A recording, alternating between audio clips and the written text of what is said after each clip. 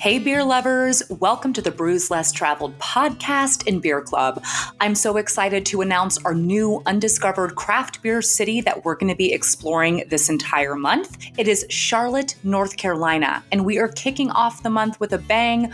We're going to be speaking with Connor Wolfarth, the owner at City Brew Tours Charlotte. So no one really knows the craft beer scene better in Charlotte than him, so he's going to be a great guest today.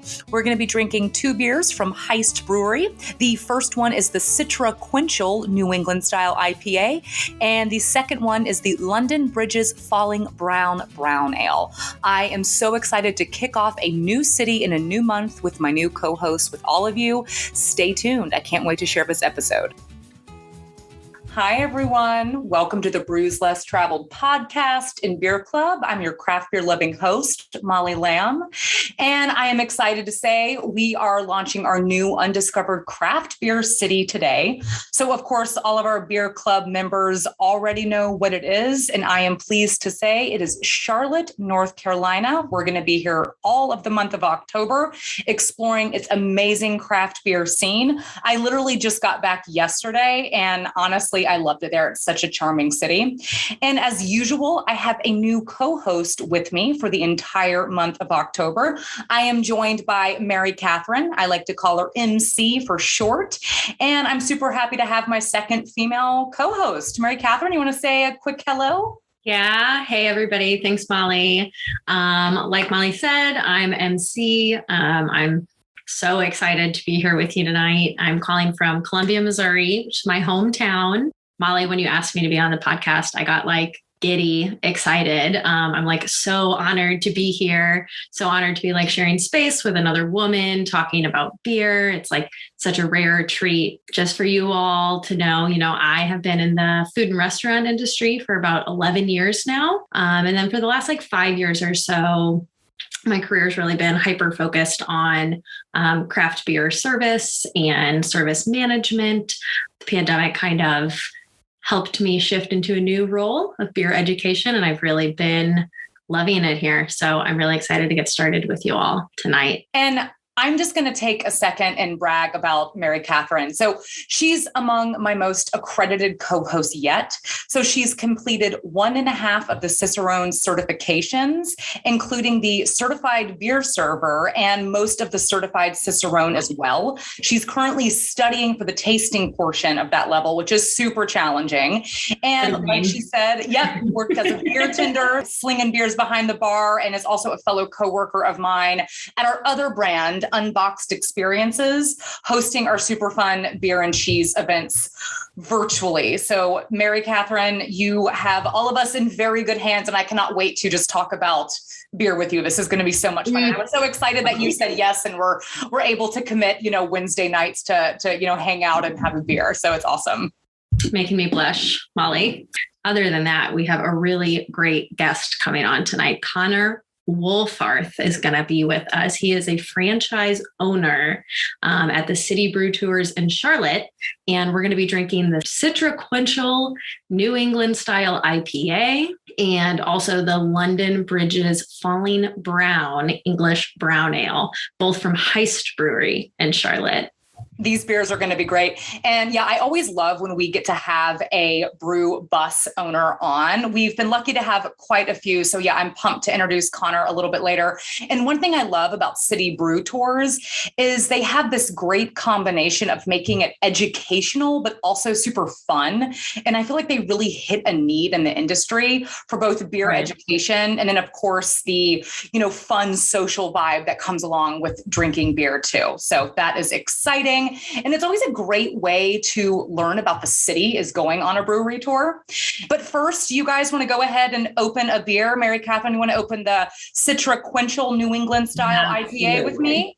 Absolutely. I read some reviews about this beer in preparation, and I have been itching to drink it. The reviews are incredible. Oh yeah. And I tried it when I was at Heist, and it did not disappoint. And I can't believe I just got back yesterday. I was excited because this was the one city I can fly to direct from Chattanooga. You always have to fly through Charlotte or Atlanta. So I was like, yeah, I'm not going to have a layover. All right, guys. Woo. Cheers. Cheers. Come on. Look at that hazy boy. Oh my gosh. Wow. That's Citra. I can smell it from like across the room. I know. It almost could be a perfume. All right. Oh, that's so refreshing. Yeah. And this beer, it clocks in at 7.1% ABV. And it's a New England style IPA brewed with Citra.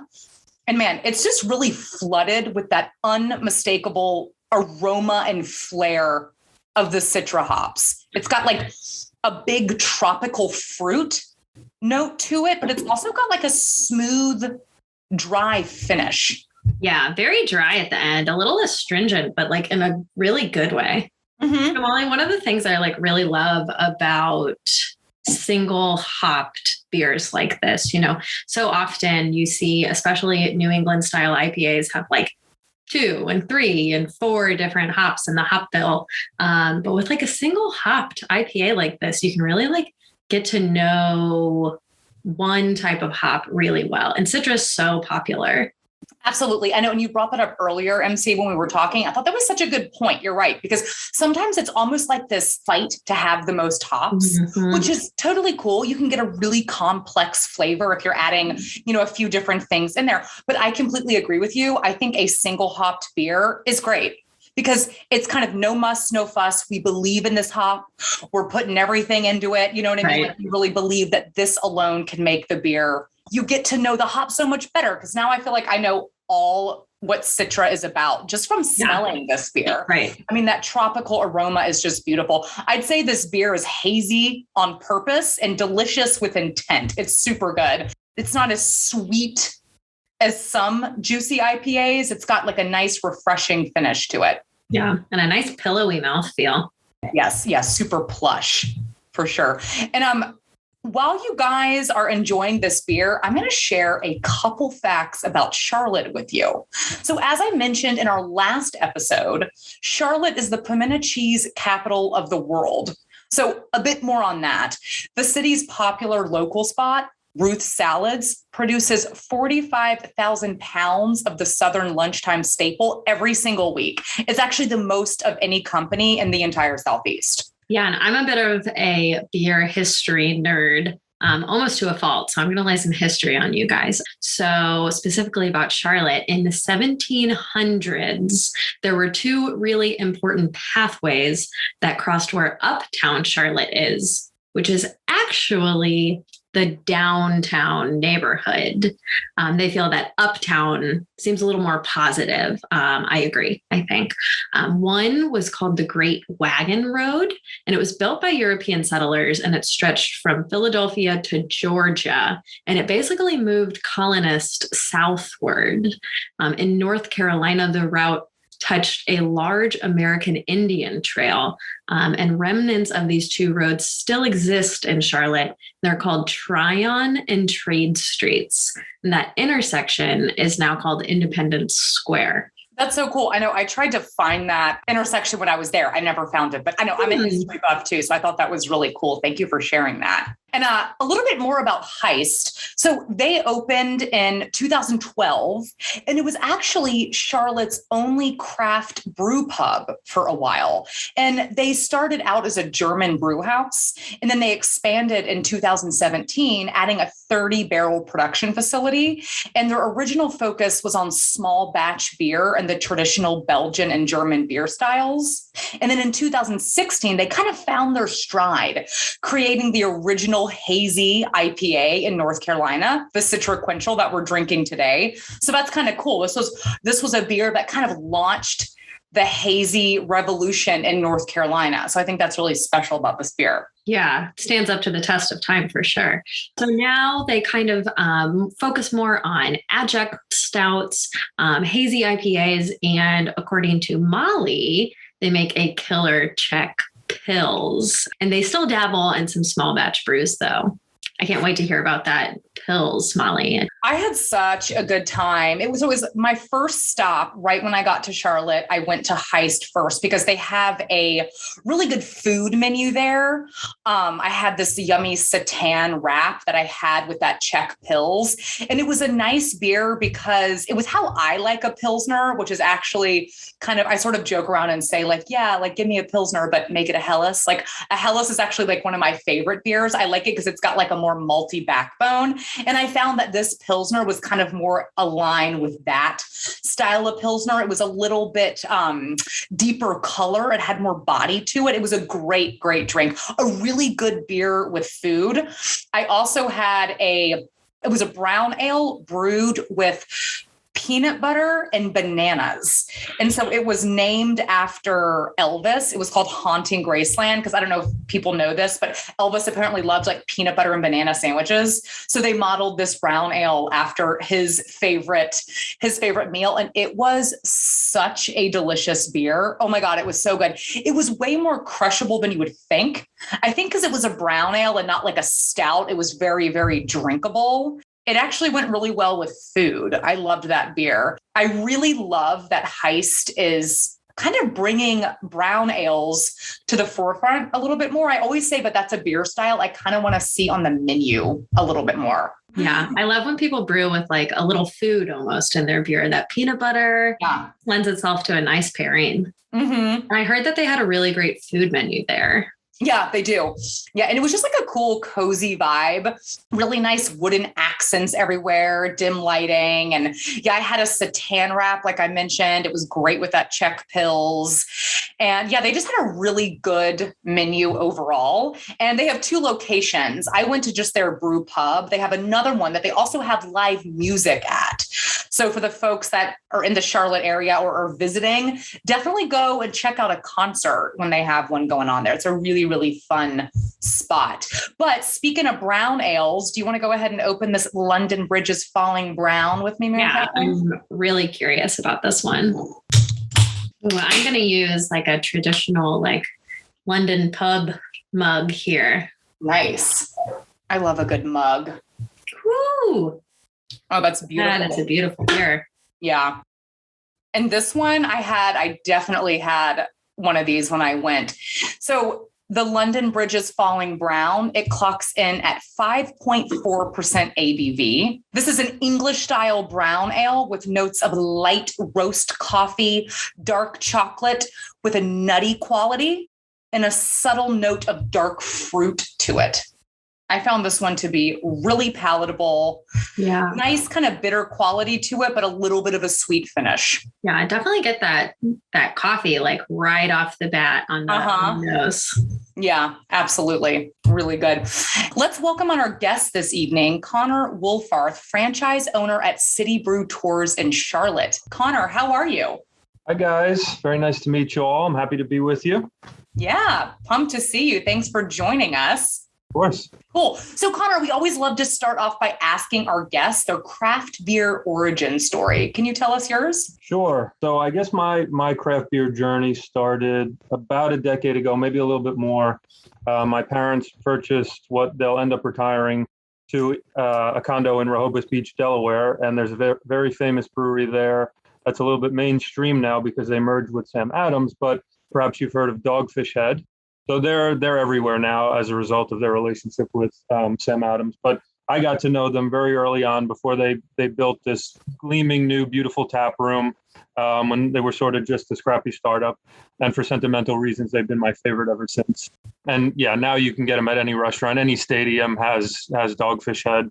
And actually, it's really good for me because previously I wasn't able to get my favorite beer, which is their 60-minute IPA, anywhere else except Rehoboth Beach, Delaware. And now I can get it basically anywhere. But yeah, so that's where it started. And I really fell in love with the craft beer community. And where my parents live in Bel Air, Maryland, there's a few around there that are, built up on farms.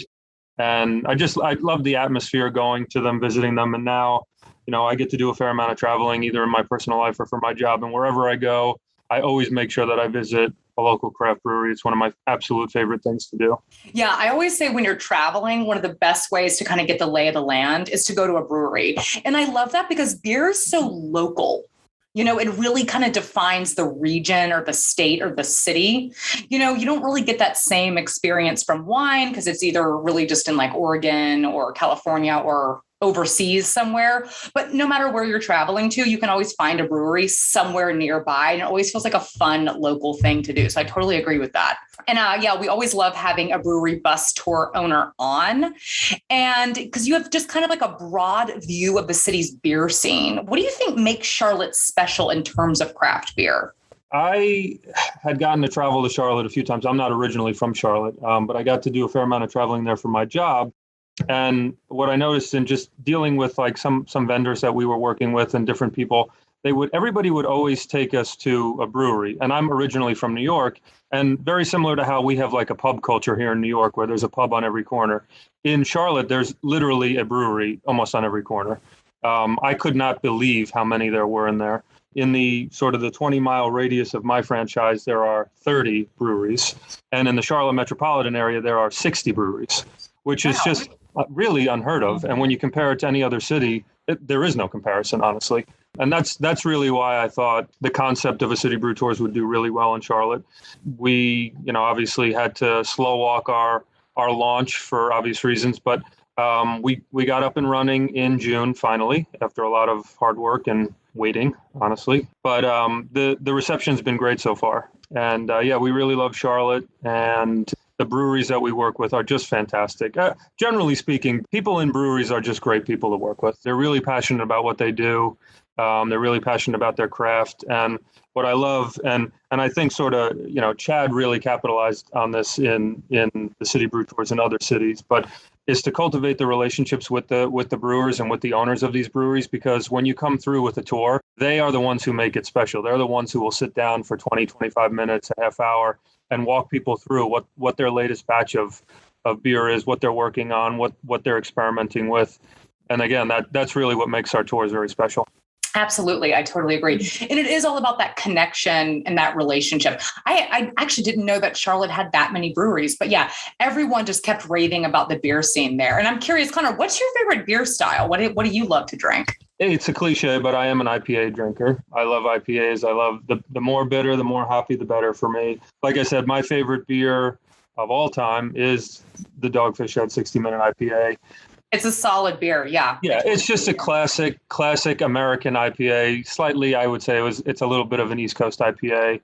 What's interesting is over time, I've become more of I like pine and the bitterness of pine. And I like a little bit of like grapefruit in my beer, a little bit of, a good amount of citrus in it. But the 60-minute is not that. It's more earthy.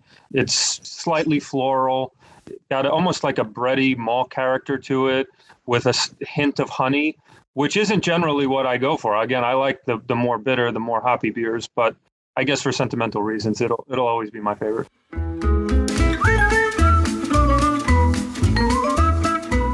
Let's take a beer break. We know Connor loves IPAs, and I love a good IPA too, but earlier in the episode, we were talking about brown ales. So I wanted to just take a second to talk a little bit about the history of how this style got started. First of all, it's my personal opinion that brown ales are very underrated.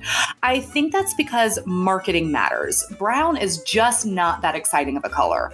But I am here to tell you that this amazing style is one that is going to give you a lot of flavor, but without overwhelming the palate. That's actually really hard to do.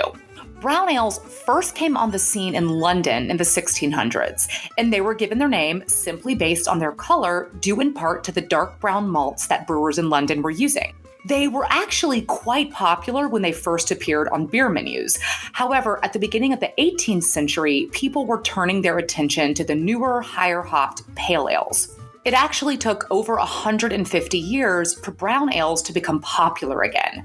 This was thanks to a company called Mann's, which first brewed their famous brown ale, simply called Mann's Brown Ale, in 1902 and kind of brought the style back to life a little bit. The success of this beer was mainly due to the fact that the inventor, Thomas Wells Thorpe, marketed their brown ale as, quote, the sweetest beer in London. See, that's a sexier name than just saying brown ale, right? Then enter Newcastle. In 1925, they released their infamous brown ale that we all know and love. And they're really credited for bringing this famous London style to the States and gave it a new life. This is a style I feel like is not on the menu enough, but thanks to great breweries like Heist that we're featuring today, they're really showing consumers that this is a beer style not to be overlooked. Now, let's get back to the interview and hear more what Connor has to say. And we have a question in the chat. With so many breweries, how do you choose the ones on the tour? And do you offer different routes? That's a great question. Thank you, Pat. We do. So we work with 8 breweries so far. We're looking to onboard a couple more. I try and get it as diverse as possible, geographically diverse. There's a whole bunch of neighborhoods, almost like boroughs around uptown Charlotte. So we like to get people out because honestly, you could do your own brewery crawl yourself in Charlotte and have a great time. So we want to take people out of the different neighborhoods so that we do one in South End, for example, one in Plaza Midwood, one in Noda. We don't work with Noda. I saw somebody make a comment about liking Noda, which is a great brewery, award-winning. They have numerous accolades. We do not work with them yet, but I would love to sometime in the near future. But that's one of the most important things is just making sure it's geographically diverse. Because in Charlotte, when you have 30 in a 20-mile radius, there's multiple breweries on the same block, and you want to get people sort of out of a situation where they could just walk to them themselves. We want to add that value for particularly locals who might stick to, 2 or 3 breweries in their neighborhood is to get them out of their comfort zone and get to experience what else the city has to offer.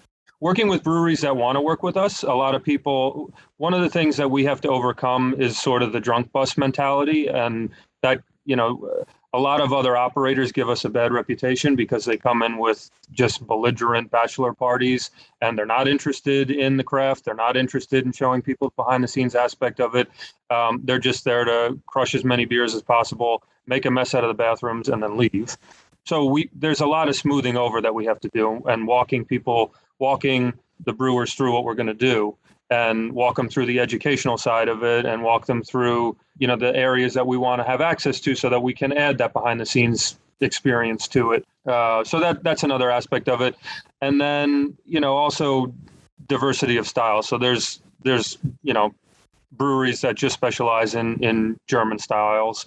There's 2 or 3 of those in Charlotte. We're actually working with Guild, or we will be working with Guild, which is opening up their first U.S. location ever in Charlotte. We're very excited about that. Very famous brewery from Germany. So we'll work with them. Size is also another factor. We want to diversify the size of the breweries. So Old Mecklenburg is the oldest craft brewery in Charlotte, and they've been around since 2008. They've moved from facility to facility to facility as they've grown, and they're huge now. And they have one of the largest beer gardens in the country, in addition to a beautiful restaurant with several bars attached to it. So they're huge, right? But so we like working with places like that, particularly when we do corporate and private events with larger parties. But we also want the mom and pop type places. So we work with a brewery called Lower Left, which they came up with their name based on where they are located, the lower left quadrant of the city. And they're located in an old garage, where people would take their car to be serviced.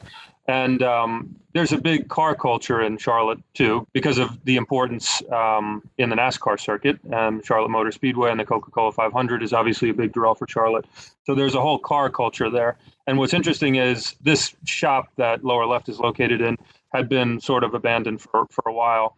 And they came in and they made it their brew house, but they kept all of these different features like the garage doors and some of the other equipment that the garage techs would use.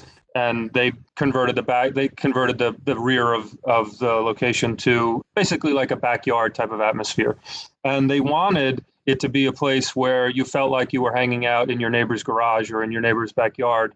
And that's exactly what it's become. And a lot of the people that used to have their classic cars serviced at that garage now frequent lower left the brewery, and they bring their cars by. And it's interesting because it's become an Instagram moment for our guests, because whenever we're there is always some really cool old classic car that's meticulously maintained. So that's very cool also.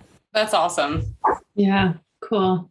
Connor, you've talked a lot about the business, but what do you think the most fun part about running a brew bus company is for you? So before this past weekend, I wouldn't have known how to answer that. But after we participated in the Midwood Brew Festival, which is a burger and craft beer festival that in Charlotte every year, hosted by a restaurant that's called Midwood Brew. But obviously the focus is craft beer and then burgers. And we had a vendor tent set up. And I didn't know what to expect. We've only been operating since June, like I said. So this was obviously our first festival, our first it was sort of our coming out party to the craft beer community in Charlotte. And we had an absolute blast. We set up a little beer pong competition for people to win a tour for two with us, and people loved it. We also got these big, huge beer mug hats, top hats, that we emblazoned our logo on, and people were coming from every corner of that festival to get their hands on one of those hats. Everybody loved it, but we were able to create a really good amount of buzz around our tent that we had set up, and hopefully it will result in some sales for us. But it was just such a fun time, and it actually got fun as the day went on, because people were obviously coming to us after they had a few. So they were lightening up. But I don't find myself in situations normally where I'm not drinking, but everybody else is. And that's basically what it was. But we just had a blast with it. People were so much fun. They really responded to the competition that we had set up, and they were getting into it. And so it was great. That so far has been the most fun aspect of it. Otherwise, I will say, though, one of the complaints that my guides have is that obviously all of our guides in Charlotte love craft beer. They love the breweries that we're working with. They love the culture, and they love exposing people to it. But it is a pain in the butt not to be able to consume with your guests. But obviously, safety and transportation is a key part of what we're offering people. So obviously, our guides are not drinking, but I would imagine that would make it a little bit more fun. We'd have to stay in one location, though. Yeah, totally. Yeah, and I know you haven't been, open as a franchise for very long, but are there any super memorable experiences other than this festival that just happened, or any fun stories from a really great tour that you could share with us? I would say our launch weekend was pretty exciting. Friends and family were obviously involved, so that was a lot of fun. But the initial tours, I would say, I don't know if you've met Isaac from City Brew Tours, but he's a very important guy at City Brew Tours Corporate and helps a lot of these other cities off the ground. And he came down to help us with our friends and family tours. I had been planning this for so long. Usually, I think it takes 3 months from when you purchase your franchise to launching it. It took me over a year because I purchased a franchise in April of 2020, that idea, and then basically sat in a holding pattern for over a year.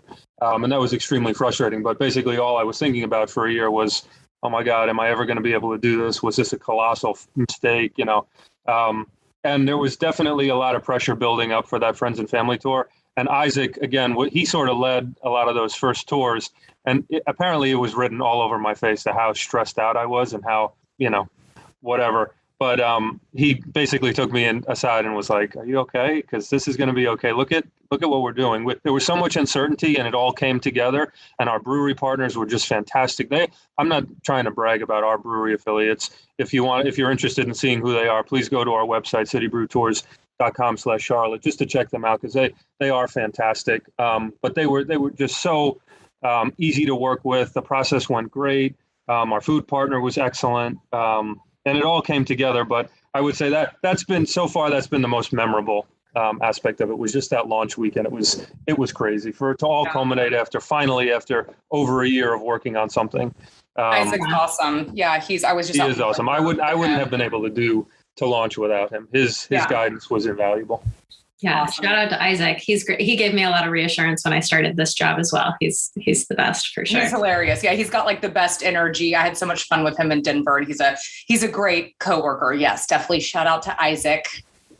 Yeah. Yeah. It sounds like your patience really paid off. April 2020. It's a rough time to get this, but that's so exciting that it's been such a success. And, what do you feel is the main benefit? You talked a little bit about the benefits of the City Brew Tours buses versus other buses, but what do you think is the main benefit for people who are taking tours with City Brew Tours? Right. Well, Chad and City Brew Tours over the years really perfected a tour model that focused as much on the education side of things as the entertainment side. So our guests are obviously going to have a good time. They're going to be drinking lots of beer. They're going to be with their friends. They're going to be having a good time. But we add in this level of sophistication where we take people through the 14,000-year history of beer. And then we take them through the complete grain to glass brewing process, a piece of which we go over at each of the locations. And we don't make it boring, right? It's interactive. It's fun. We interject a lot of humor into it. On the longer versions of our tours, we're doing the meal pairing, and we're taking people through a flavor wheel, and we're walking them through just how to pair beer with your food and the different flavors on your tongue to be conscious of as you're consuming this, and how they can complement each other is a big thing. So I think people really appreciate that. And again, they're going to have a good time. By the end of the tour, you're going to be between 4 flights of beer, and our affiliates are always very generous with their pours. You're going to be in a good mood by the end of it. So yeah, I think that's what sets us apart. Absolutely. That's great. And I feel like that adds a level of sophistication too when you do like the food pairing with it, because that's something that not everyone really thinks about. As you probably know by now, our podcast is done in the form of a live stream. All of our beer club members get to tune in live with me and ask any questions that they want to me, my co-host, or the guest. We just had a great question from one of our live audience members. Let's hear what it was. How does the food part work? Like, do you have multiple locations or one special one? So we have one special one, and it's not actually a brewery, but it is in Charlotte. You got to do barbecue, right? So we've partnered with a barbecue restaurant, one of the best in North Carolina, certainly the best in Charlotte. It's called Midwood Smokehouse, and they have a relationship with several of our affiliates. So we're able to get their beer at Midwood Smokehouse and pair it with a barbecue platter that we've specially curated to go with the beer. And our guides, again, will walk people through material that's included in the lanyards that we give out at the top of every tour, so that people can take it home and reference it and use it as a party trick at some later date. But we walk people through that whole concept of pairing your beer with food. And in this case, specifically, a delicious barbecue platter that we've got curated. That sounds delicious. Cool. Yeah. What kind of beers are you pairing with barbecue? So all kinds. And we have, so our platter is barbecue pulled chicken it's in a mustard barbecue sauce with North Carolina hush puppies, a house pickle salad, which I had never had before. I've been to Midwood. Very interesting salad to have. And their mac and cheese, which is made with a beer cheese. And we pair that. Midwood does have a rotating selection, so we sort of, our guides, which keeps them on their toes, but they sort of have to work that out ahead of time when they're coming through with the tour as to what they're going to pair with each course. But we mix it up, and we compare, bitter with bitter. We compare bitter with sweet. We can complement and contrast different flavors. That's what's great about pairing beer with food, is that it's not like wine, where it's kind of one track. You can pair any beer with any food, really. It's just about getting people to be conscious of the flavors on their tongue as they're doing it. So what we do is we do have set beers that we pair with each course of the meal. But then afterwards, we tell people, now try each course with each of the beers. Save a swig for each and try it and see how the flavors change. People really respond to that and enjoy it. I love that. That's awesome. I'm bummed I did not go to that barbecue place. I was only there for 24 hours, but oh my God, that sounds good. And with so many great restaurants and breweries, I'm curious, Connor, what's your ideal day off in Charlotte? Doing a City Brew tour. Yes, absolutely. Definitely doing the longer version of our tour, which it's 5 hours. So it's a big time commitment, but it's well worth it. Charlotte's great. And it's a great walking city. I would probably start my morning with a City Brew Tours, which essentially is, if you do the longer version, the meal pairing is essentially your lunch. And then you sort of end at 4:30. And then I would go brewery hopping in South End, where you have a high concentration of breweries that are within walking distance of each other along this light rail that was built so you can take the light rail home or back to your hotel. Yeah, I guess that would be it. Awesome. I love it. And as we wrap up here, it is time for our rapid fire questions. We change these up every single month. So the idea is to not think, just answer. Connor, are you ready? I guess. All right. There's no wrong answer here, so don't worry, you're going to crush it. All right. Kettle sours or wild sours? Wild sours. Mm-hmm. Favorite type of beer glass? Tulip. Me too. Marzens or pumpkin ales? Marzens. Can I answer neither? Yeah, you definitely can. Neither. Interesting. Okay. Not into pumpkin at all. Okay. A beer flight or a small pour? Small pour. That's a good one. Same with me. I had a great bartender at Heist named Rebecca. She came up with that question. So shout out to her. I was typing this up when I was there having a beer. Last one is 12 ounce 6-pack or 16 ounce 4-pack? 16 ounce 4-pack. Usually the better beers come in that size.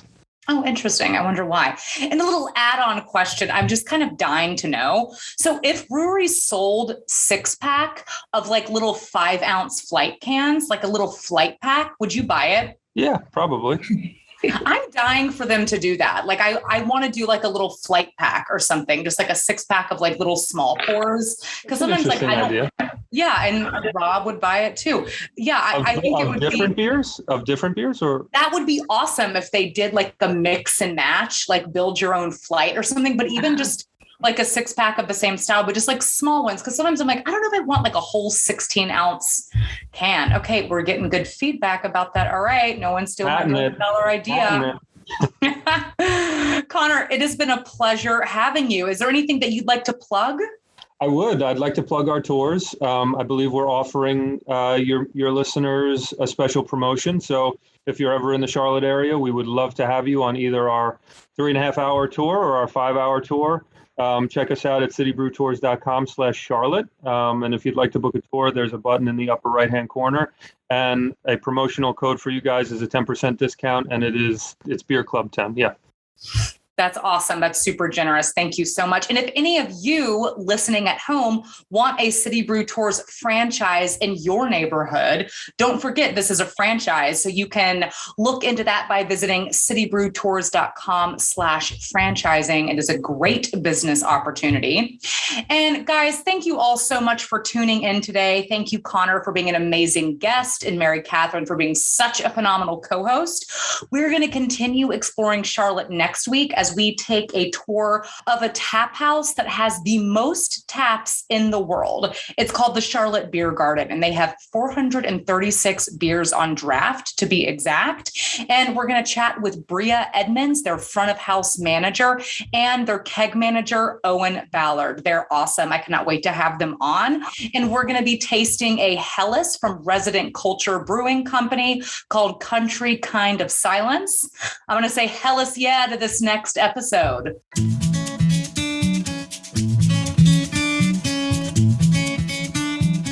Thank you all so much for tuning in. It's always a blast having a beer with you. Don't forget to sign up for the Brews Less Traveled Beer Club. And this way, you'll get the beers I've been drinking delivered right to your doorstep, plus exclusive access to our weekly live streams. You can also follow Brewvana on Instagram and me as well at Molly_Brews Less Traveled. I always love hearing from you guys, especially if it's a beer recommendation.